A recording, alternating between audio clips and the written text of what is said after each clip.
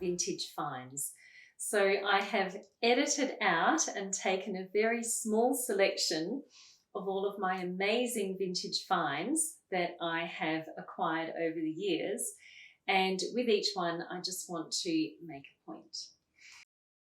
So if you actually stick to your standards and you make sure that you are very clear about what you want, but you also keep an open mind about what you're going to find on any given day. I have found the most amazing things in op shops that I probably would never have even found in the retail shops. But because they've come from far and wide and people have been generous in donating them, I found this bag here in a consignment store.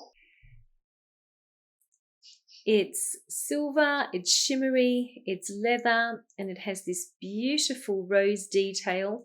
It's got a chain strap, so I can wear it crossbody. It's obviously very small, and I can actually use it as an evening bag, but I've even worn it during the day with a really casual outfit. And then I also got this bag from an op shop. It had only just come onto the floor when I got it, but I really love the box style. It's just so cute. Because of the box style, it is a little bit limiting as to how much I can fit into it, but that's okay. I still make it work. And it's just really, really fun. So that cost me $10. And then I got this Gucci bag here, and this cost me $20 from an op shop. And I just love it. And with all of these bags, they are really high quality, but they cost me next to nothing, and I just love them. So these are fantastic quality, but because I was open-minded and I just took a risk, I got rewarded. Now this vase here, I was actually given as a gift when I had my first baby. My lovely friend Sheila, she passed the hat around at work and everybody gave me this as a present. There was also a lamp, but that got broken over the years. I'm really, really sorry, Sheila, if you're watching this. I don't know if I ever told you that. I really love the design. It's from an Australian potter called Robert Gordon. I started looking in shops for one that I could actually add to my collection, and I couldn't find it anywhere, and then I was told it's discontinued. And then one day I was in an op shop,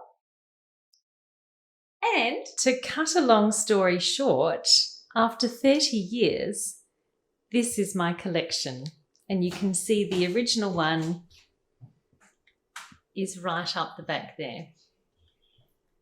I don't know which was the second one that I got, but it obviously started me on a mission, and then it got to the point where every time I would go into an op shop, I would actually go and look at the crockery section. And this is what I've got now. My daughter specifically wanted me to mention this telephone. I got it from a garage sale, and the owner put it out by mistake. Her husband did not want her to put it out. So then she had another garage sale a few weeks later, and I went back, and then she came up to me and she said, you've got my telephone. I want it back. And then she told me how her husband wanted it back. And I said, no, it's mine. So I just love it. It's just an ornament. It doesn't work, but it's just kind of really cool. I live in a very old house, and as you can see, I have a very feminine style, so it really just matches. Now this plate here, as you can see, it's 3 little girls holding a bunny rabbit. And I think I've mentioned several times, I used to have 3 little girls. Now I've got 3 big girls, and we have a pet cat. So when I looked at that, I could actually see each of my girls in there.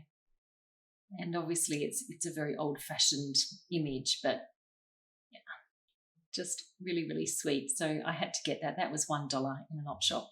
There is my collection, and it all started with a gift. Thank you, Sheila. Now, I don't know what it is, but going around for the second time, you really do see things that you missed on the first one. And I think this skirt is a case in point.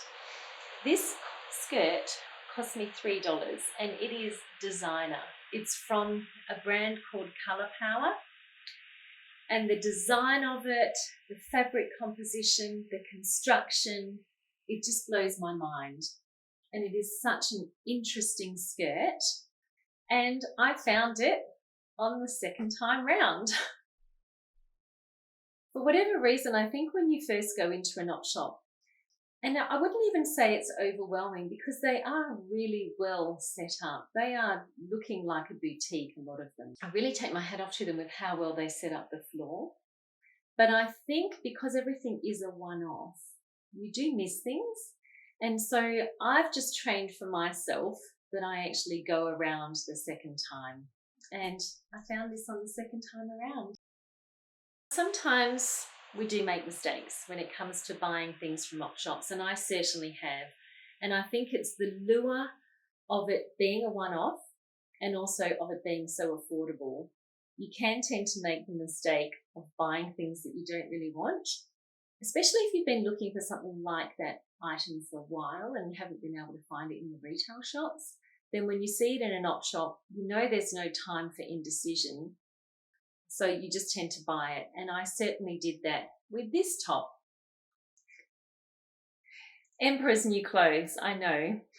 The top that I was going to show you, I have actually got rid of it because it just wasn't working for me. It was itchy and I never wore it. Even though it looked nice, I just felt uncomfortable when I was wearing it. But as fortune would have it, I actually found a replacement. So a few weeks ago, I was in a consignment store and then I found this pink cotton shirt, and it's from a brand called Picnic, and it is just so comfortable. It's the same color as the other one, very similar in its style, but because it's cotton, it's just so much more comfortable than the other one was. And I'm just really wrapped because I had actually by this time already thrown the other one out, and then I knew that there was a vacancy in my wardrobe because I love pink and I did actually like the style of the other pink shirt. I just didn't like the feel of it. So now I've got both. I think the key to op shopping as well is to spend more time than money. You know, there are some op shops which are not really top end and you really have to go around. Like I have literally gone one item at a time. I do have a selection process, and so that already limits as to what colours I look at, what styles, etc. But even then, you still need to do a little bit of digging, and I think that's part of the joy of op shopping. So when I found this skirt, I was just really wrapped with it. It cost me $7, and it was one of my favourite skirts for a while there. Because I really put the time in to find it, I was rewarded.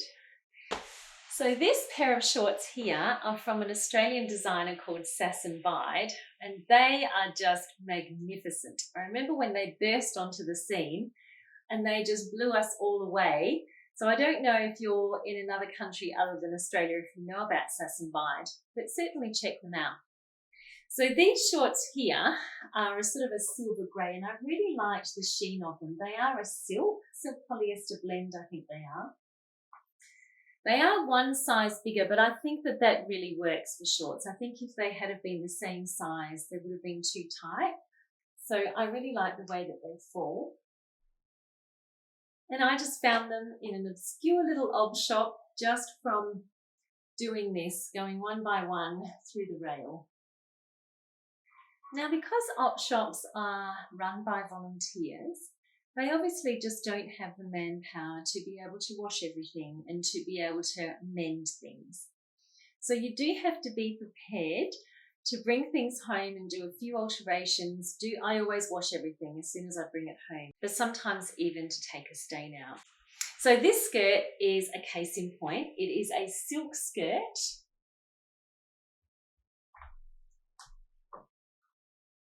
Goes just to my knee and it's pleated. It just really is magnificent, but it did have a little bit of a stain on it. So I brought it home and then I soaked it and then I washed it in a very delicate wash, hand washed it.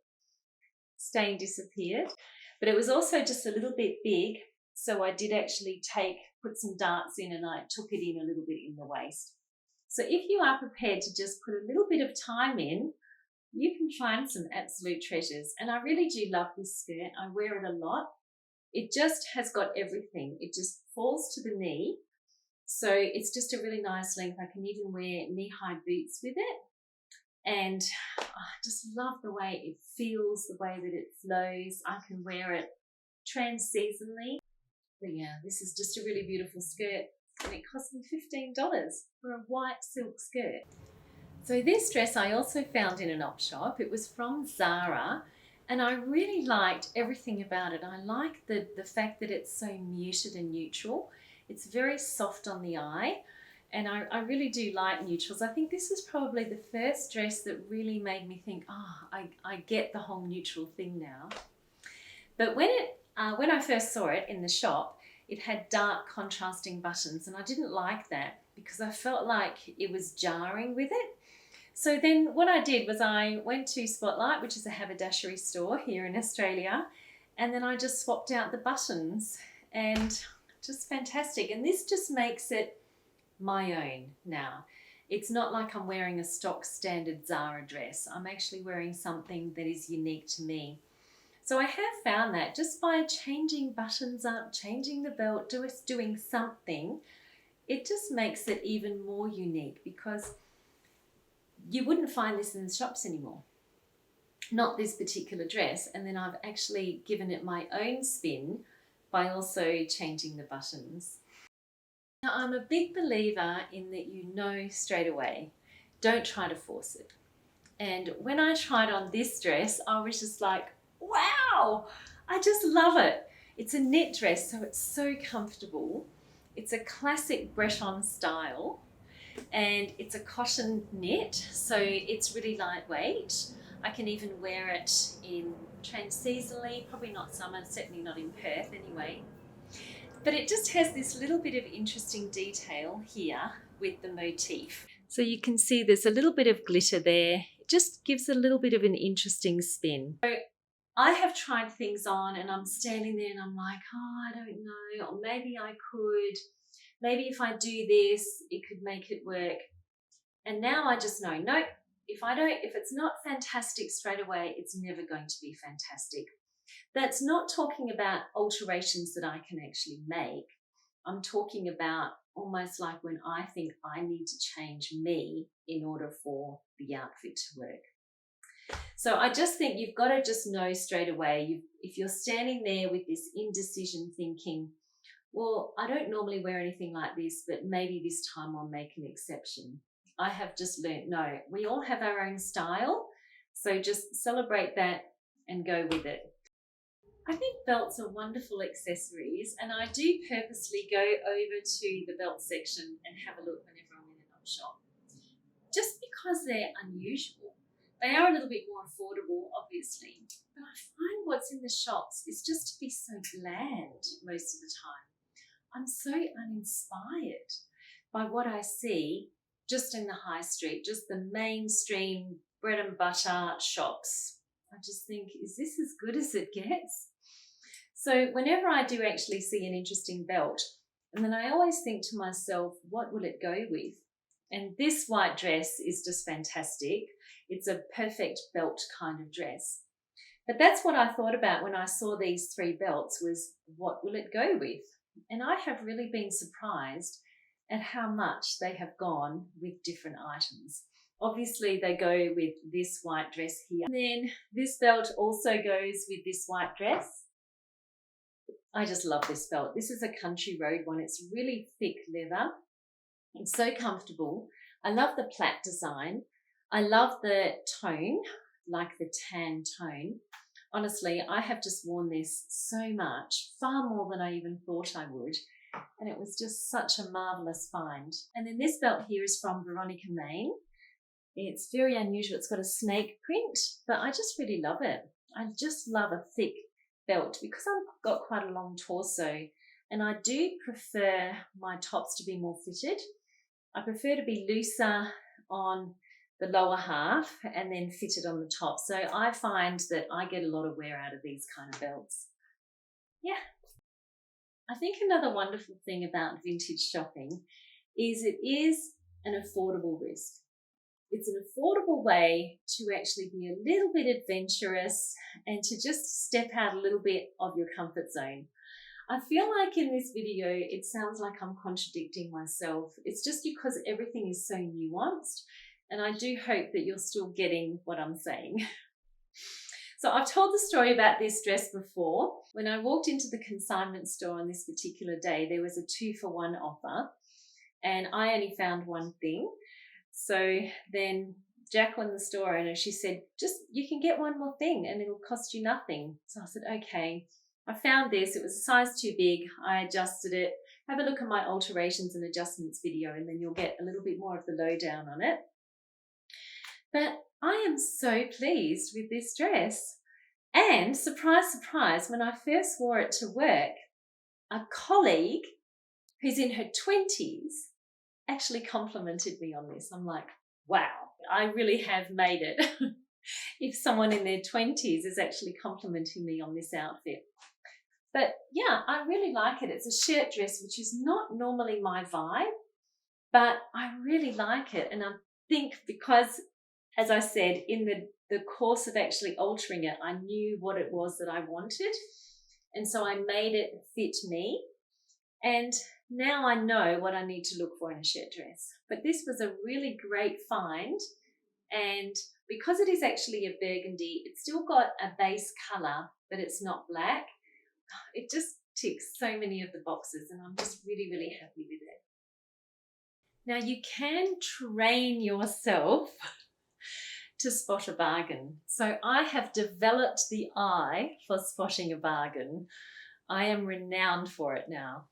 Because I just know what I'm looking for, I have a standard and I'm uncompromising on my standard, but I'm simultaneously open-minded. I'm prepared to adjust things and alter them and mend them and wash them. So I can look beyond the way the garment presents itself at first. And these two garments here were a case in point. This white shirt was actually one size too big. And it's designed to be worn the other way around. It also had gold buttons and then I swapped them over. And then I turned it around. So I have learnt how to look beyond the way something presents at first. These pants were from Q. They had never been worn. They still had the tags on them. And these were about $275 retail, and I got them for $75. They are linen, they are tailored, no pockets. I just love these pants. They are just incredible. So both of these, this top was from Country Road originally, and I got them both in a consignment store for a fraction of the original retail price. And in this case with the top, I adjusted it, made it my own. But as soon as I walked in, the owner actually showed me these pants because she knew my style. And so she knew that this is something that I would actually like, because over the years of going to that shop, I had actually said, no, don't like this, I like that, etc. And plus the fact that I have developed the eye as well. So it really does pay off. The time that you put in to thrift shopping, vintage shopping, opshopping, charity shopping, or consignment store shopping, it really does pay off because you end up saving a lot of money or just not spending the money, and you get some really nice things. So there you go. There are my vintage finds, just a few of my vintage finds, not everything, but just a few of them. And I certainly hope that this video has been helpful for you and that you can actually see, even though it seems like I'm contradicting myself, what my message really is. So I really hope that you will join me next week, and we're going to be talking to Jacqueline, who is the owner of the consignment store that I go to regularly.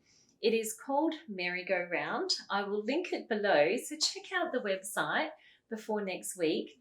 And I'm actually going to be sitting down having a chat with her. And that is actually going to be a new series, which is Style Symposium. So these will just happen from time to time, and then they will be within a series. So it's not going to be just style symposiums one after the other, but this will be the first one, and I really hope that there will be many more. So that is guaranteed to be classic, elegant, and fun.